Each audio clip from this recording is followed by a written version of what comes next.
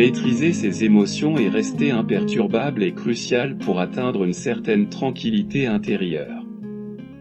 J'aime rattacher cette page au détachement, qui est affranchi de tout, dont parle Maître Eckhart. Les pauvretés du savoir, de l'avoir, et du vouloir.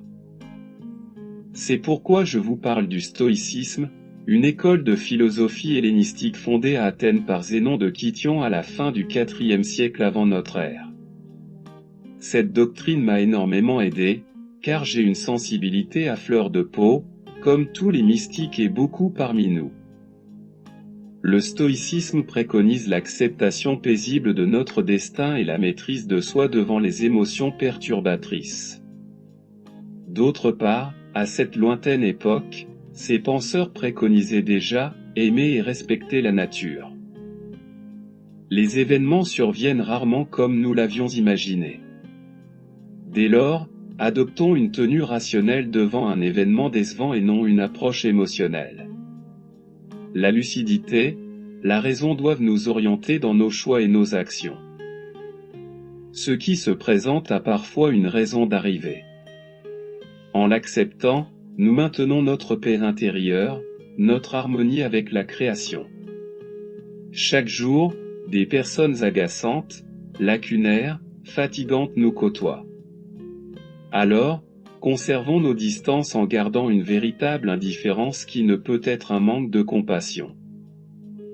Contrôlons particulièrement nos passions, surtout la crainte et la peur, les espérances et les joies excessives. C'est ainsi que l'on trouve la paix véritable. L'homme cède facilement à ses penchants plutôt qu'à les vaincre.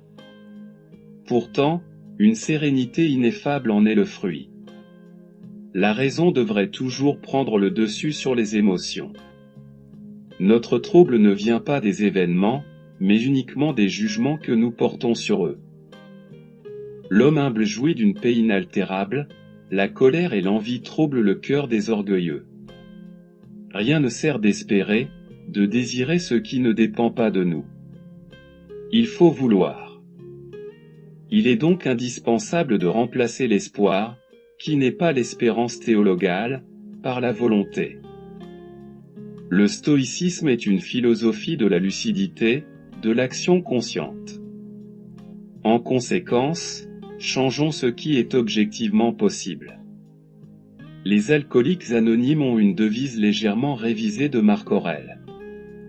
Mon Dieu, donnez-moi la sérénité d'accepter les choses que je ne puis changer, le courage de changer les choses que je peux, et la sagesse d'en connaître la différence. Aussi, libérons-nous rapidement du besoin de reconnaissance et du jugement d'autrui qui sont eux aussi source de souffrance et de peine.